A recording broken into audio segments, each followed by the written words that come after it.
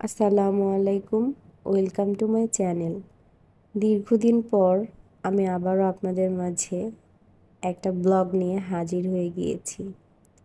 বেশ কিছুদিন ধরে একটু ব্যস্তই ছিলাম, তাই আপনাদের সাথে আর ব্লগ শেয়ার করা হয় নাই। তাই আজকে ভাবলাম আপনাদের সাথে একটা ডেইলি ব্লগ শেয়ার করি। আজকে আমি যে ব্লগটা শেয়ার করব সেটা হচ্ছে আমার দাদা বাসার। আর ঘুম থেকে ওঠার পর আমি আসলে ডায়েট করি, এজন্য আমার রুটিন অনেকেই ব্লগ আমি দেখিয়েছি, অনেকে হয়তো বা জানে। আর ফার্স্টে হচ্ছে আমি যেটা করি, ঘুম থেকে উঠে 2 গ্লাস পানি খেয়ে নিই, তারপর হচ্ছে নাস্তা করি।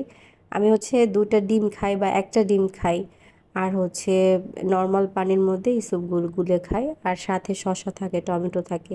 তারপর আমি একটা ফ্রুট খাওয়ার চেষ্টা করি, এখন যেহেতু তরমুজের সিজন, এই জন্য হচ্ছে তরমুজ খাচ্ছিলাম সবাই মিলে। তারপর হচ্ছে আমার ভাই আমাকে আম মেখে দিয়েছিল।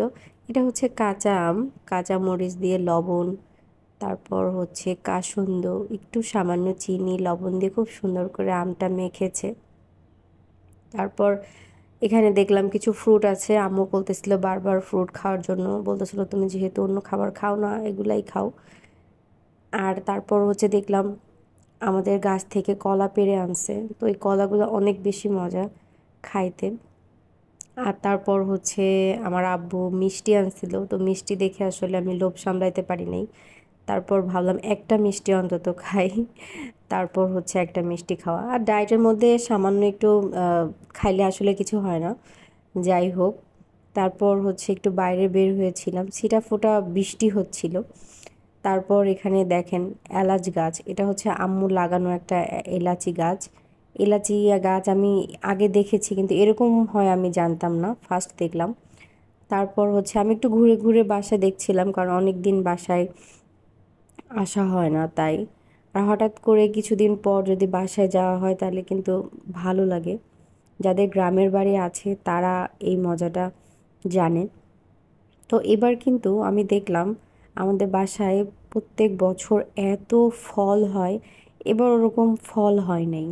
কেন জানি না, হয়তো বা প্রচণ্ড খরা, তাপ, এই কারণে কিনা এটা বলতে পারবো না। তবে আমাদের বাসায় প্রচুর লিচু হইতো, এবার লিচুও সেরকম হয় নাই।